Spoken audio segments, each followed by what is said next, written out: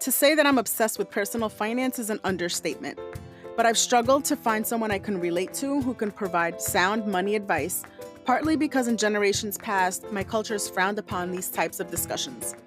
The Check Your Money podcast was created in my quest to find a space of support and network of people just like me that want to grow financially.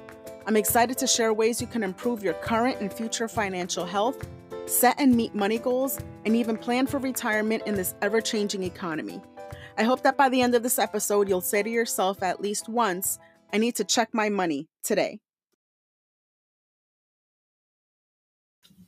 Welcome back to Check Your Money. Thank you so much for your support and for coming back to listen. So, do you think or worry about retirement as much as I do?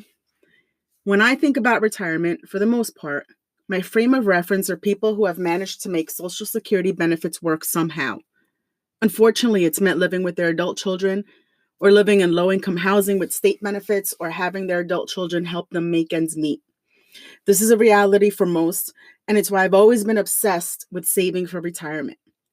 Over the last few months for me, it's even turned into trying to achieve FIRE, which stands for Financial Independence Retire Early. It's a whole other topic, and I do intend to get into it in the future. But it basically means that I'm trying to be on this accelerated path of savings for retirement.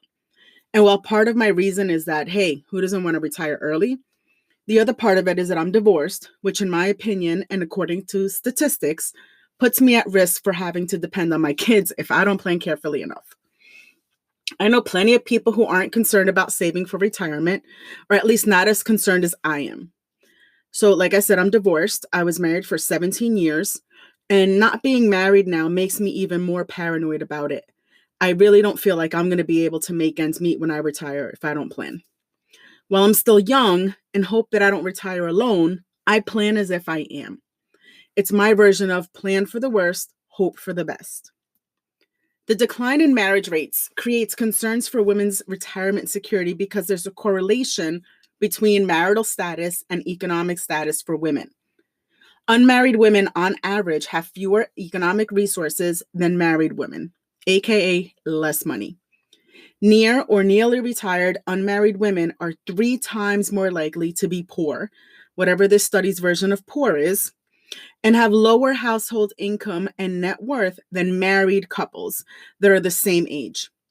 And surprise, surprise, even compared to unmarried men in the same age group, unmarried women are financially worse off. If you're an unmarried woman from a minority group, statistically, you have an even lower economic resource. About 30% of unmarried African American women and Latinas are living in poverty, again, according to whatever poverty means for this particular study, and they have between 10 to 25% the net worth of unmarried white women. Single mothers are even more vulnerable. I've only recently realized that being Hispanic statistically puts me behind the 8 ball in my mission.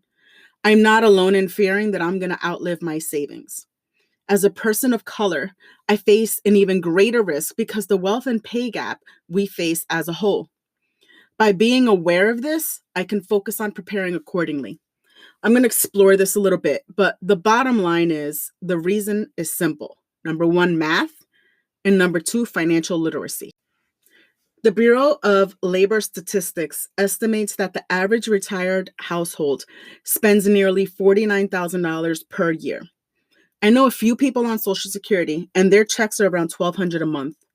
Think about that for those of you who intend to rely on that.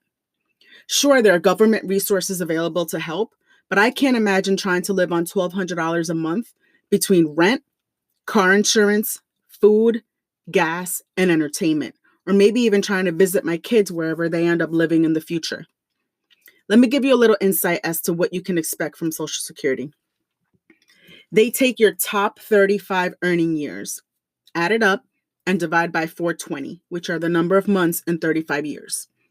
If you make an average of $60,000, you're looking at roughly $2,157 a month at full retirement age. And let me give you the spoiler alert. They take an average of your highest earning years.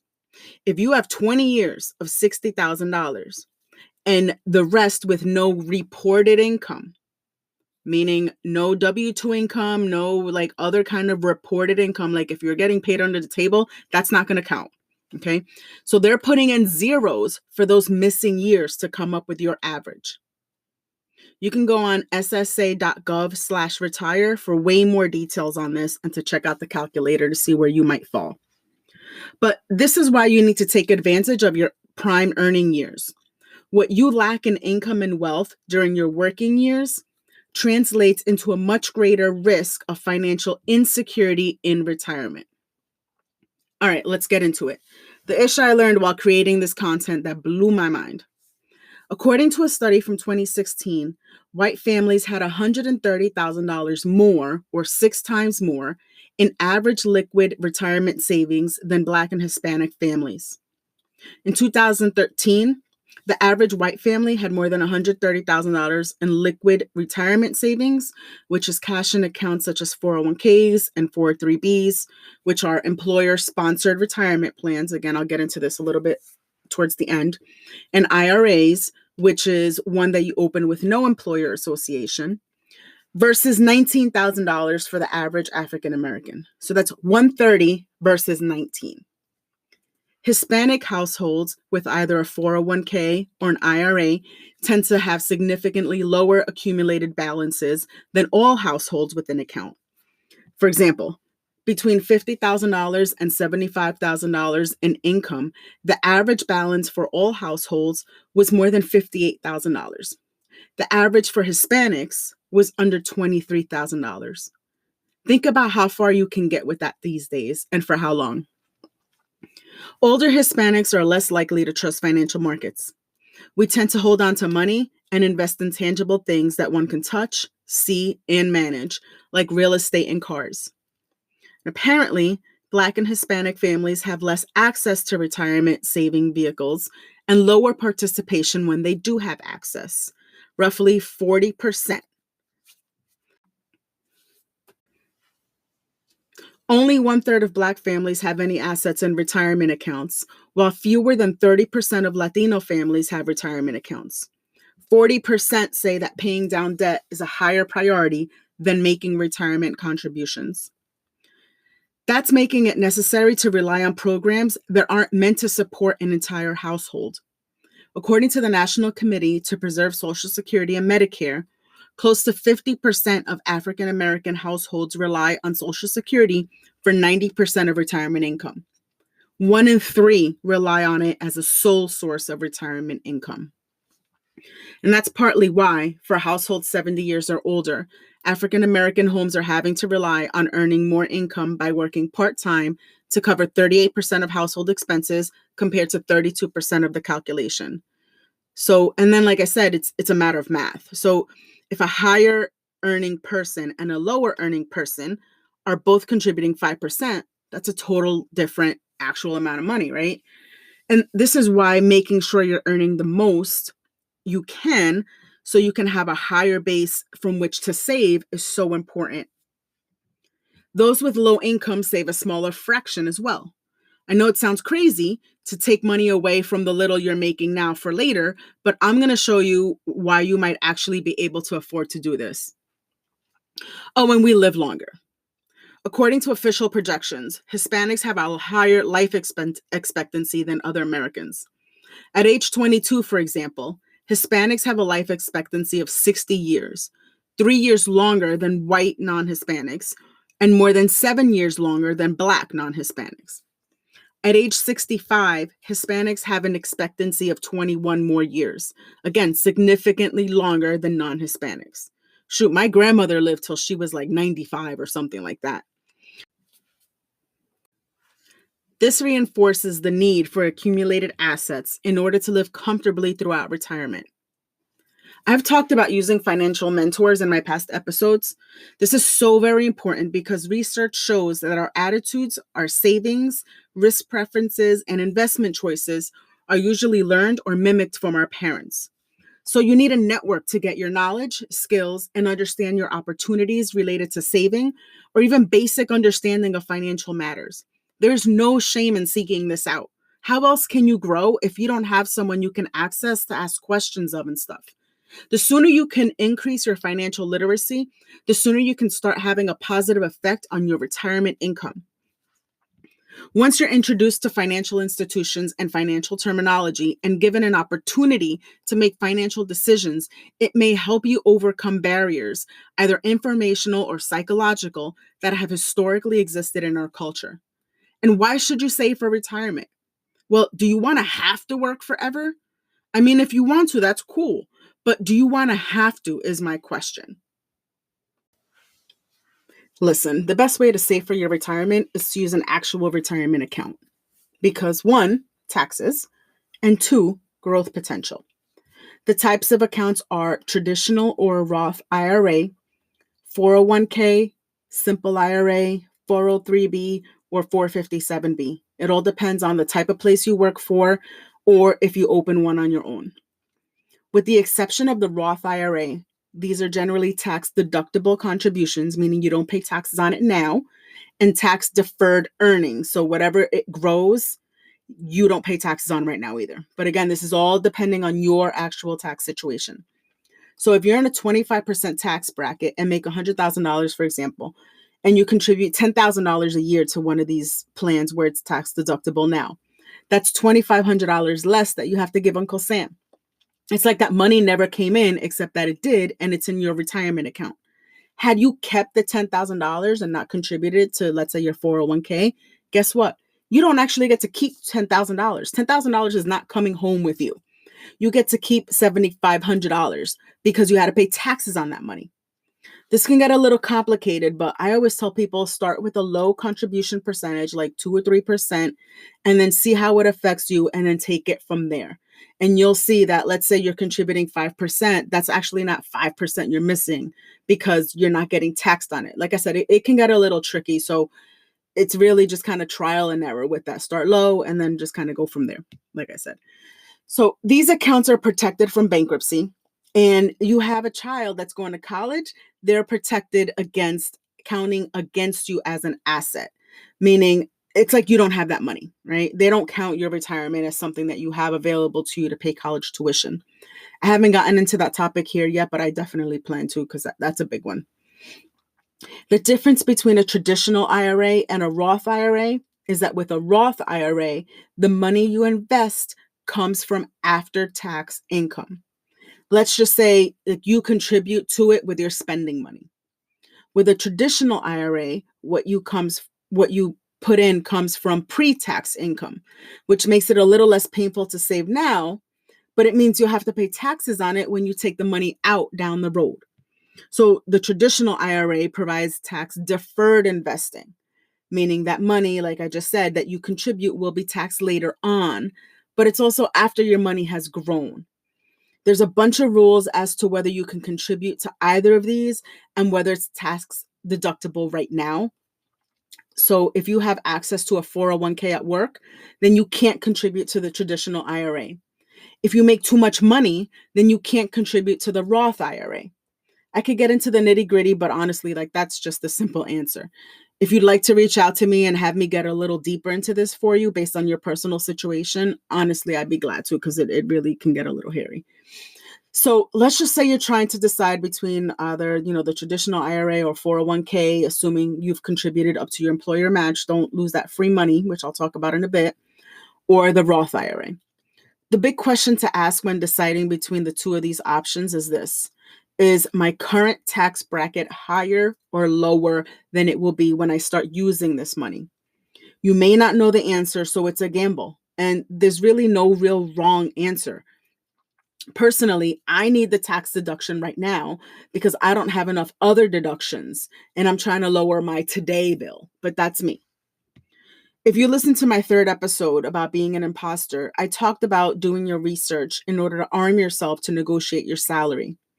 Racial discrimination in salary or job benefits is against the law, so it's important to advocate for yourself and lock in your fair wage. The other thing you could do is save as much as you can. If you can't change what you're getting paid, then start developing the habits that'll help you create the retirement life that you want and will be comfortable with. Like I've said before, life doesn't happen to you. You have to do it for yourself sometimes. And If that's your only takeaway from this episode, I'll consider it as you got inspired. If you work for a company that offers a 401k, and even if you don't, and if you're a low wage earner, you might think you don't have enough to contribute to a retirement plan. And while that might be true for some, there's actually a tax advantage to contributing that you're losing out on. The government actually gives you money back as an incentive if you contribute. They call this the Savers Credit, and it is free money. If you make less than $64,000 as a married joint filer, $48,000 as a head of household filer, or $32,000 as any other filing status, you can get the Savers Credit. You qualify for this. The Savers Credit is worth up to $1,000 per person, $2,000 if married filing jointly.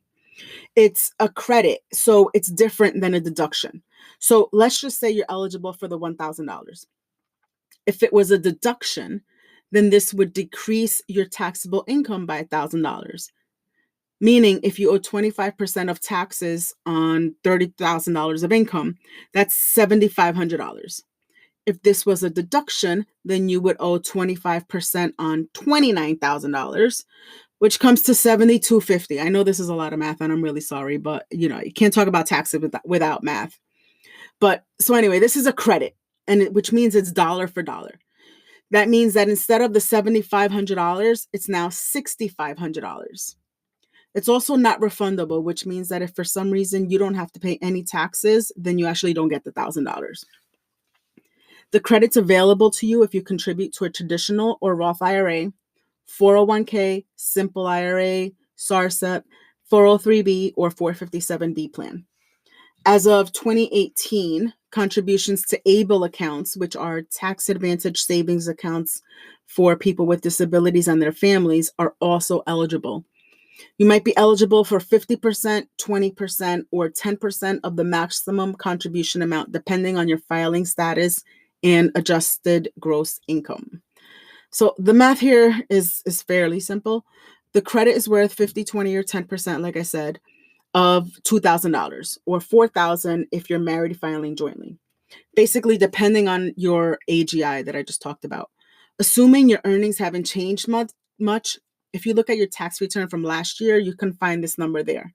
From there, Google or whatever search you use, Savers Credit, and then the current tax year.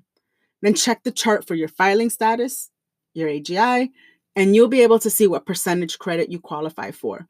Again, please feel free to reach out to me if you got questions on that. If you feel like you're within those, AGI ranges and you think you might qualify, I can try to help you figure out if you are, or just, talk to your tax person. So let's just say you make $19,000 as a single filer and you contribute $1,000 to an eligible account. The value of your Savers Credit will be $500. This means that you had $1,000 taken out of your check throughout the year, but when you filed your taxes, you got $500 of that back, half back, and you still have $1,000 working for you in that account. If you manage to contribute $5,000 to an eligible account, your credit would be $1,000 because of the cap. And let's just say your employer matches what you contribute. More free money. And it doesn't disqualify you from taking the tax credit if you're eligible. If you can afford it, try to contribute up to what your employer is going to match. So if they match 3%, contribute that. Again, that's just if you can afford it. But it's the best way to maximize your free money. And if you have any influence at your company, or even if you don't, it might be worth shooting off an email to your benefits department asking them to bring someone in who has cultural sensitivities to the differences in investing and contributions behavior. This will help increase participation. You got to get everybody on board. We really need to just support ourselves and help each other understand the importance of saving for retirement and what not to do. So I've talked about, what you can do, how you could possibly save, even if you don't feel like you make that much money. But what not to do is don't feel so overwhelmed by all of these choices. Many workers who are offered the opportunity to save through their employer's 401k plan don't, because you have to make an active decision to participate in the plan. You might have to fill out a form. You're not sure what the percentages mean. You're not sure how much to contribute. And then after that, you're not sure what investment option to choose. Or that's even if you ever log into the account. These decisions can seem complicated, especially for those who have little or no investment experience. What happens is that many workers postpone or avoid making the enrollment decision. I repeat, by not contributing, you miss the opportunity to benefit from any employer matching free money and the tax savings for contributing. You might also miss out on the opportunity you will also miss out on the opportunity to let compounding returns grow over time. Literally, the ability to let your money make more money without you having to do a thing after you've put it there and chosen your investment options. And honestly, for those of us who are financially savvy, we're busy. Sometimes too busy to be worrying about logging into that thing and checking off the box. Retirement specialists say they've noted significant differences in retirement savings, even among higher income employees. Funny story, actually, when I was in the process of my divorce and after he moved out, I decided I couldn't afford to be contributing to my 401k and decided to drop it to zero for a while. No lie. Like 2 years later, I log in and decide to start contributing again. And I found out that I'd totally forgotten to go in there and change it to zero. So clearly I could afford to keep contributing, and I ended up just upping my percentage like 2 points. Listen, it's a retirement savings account, not a just regular savings account, not I need RIMS account. Without a strong financial education, you tend to think of it as a regular savings account. When you open the account, if you're already thinking, how easy will it be for me to take a loan from here or withdraw? Then don't open it, sis or bro, with whoever's listening. If you're thinking this, then what you're actually looking for is a savings account. Do a high yield one for the best return. A retirement account is a put the money in there and forget it exists account. There's some reasons why you'll be able to withdraw without paying a penalty, but please try to leave this money alone. It's earmarked for your future, so save it and forget it. It does not exist. And let's just say you do happen to need to withdraw from it. If you withdraw from a 401k or traditional IRA before you hit 59 and a half, you'll pay for it in the form of a 10% early withdrawal penalty in addition to the taxes. Right now, there's 8 exceptions to that 10% penalty rule. Things like needing money to pay for medical expenses or for higher education. Unless your situation falls into one of these exceptions, leave the money in your retirement account for as long as you can. Every dollar you save today is another $2 or $3 you won't need to save in the future, depending on how aggressively you invest. If you're somehow able to get 10% returns out of your investment, every dollar you invested would double in 7 years. 10% may seem a bit high, but you get the point. It adds up and it compounds, which is how that 7-year thing I just explained happens.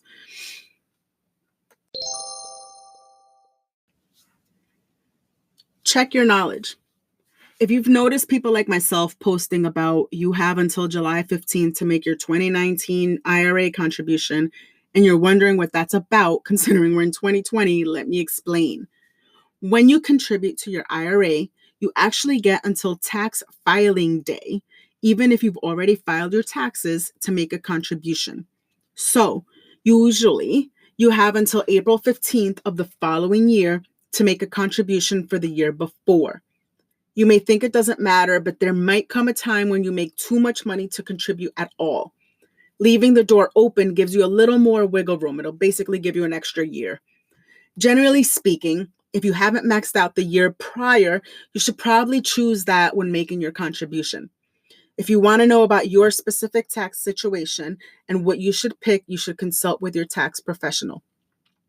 I want to thank you so much for listening. I know this got very mathy, and it's just really, really hard to talk about retirement and not get mathy. I hope that you kind of soaked in the stats that I brought up in the beginning of the episode.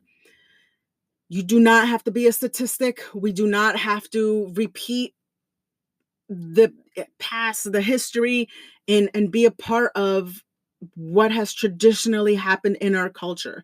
We can learn, we can grow, we can change, and we can teach our kids to be different. I hope that I've inspired you and motivated you.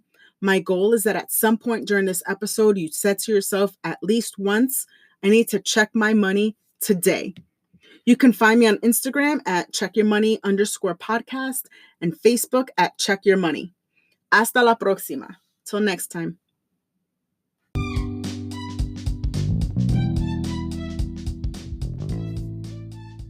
Thanks again for listening to the Check Your Money podcast. I would love to hear from you.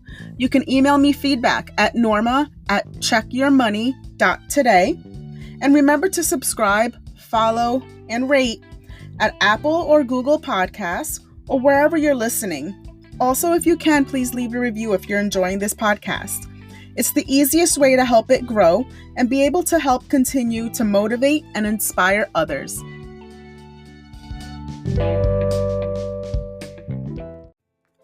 The information provided in the Check Your Money podcast, associated social media accounts, and website is intended solely for the personal, non-commercial use of the user who accepts full responsibility of its use. While we have taken every precaution to ensure that the content of the aforementioned is both current and accurate, errors can occur. We accept no responsibility or liability for any errors or omissions in the content. The information provided by Check Your Money and its affiliated entities is general in nature, provided for educational purposes only, and should not be considered to be legal, tax, accounting, or investing advice. In all cases, you should consult with professional advisors familiar with your personal factual situation for advice concerning specific matters before making any decisions.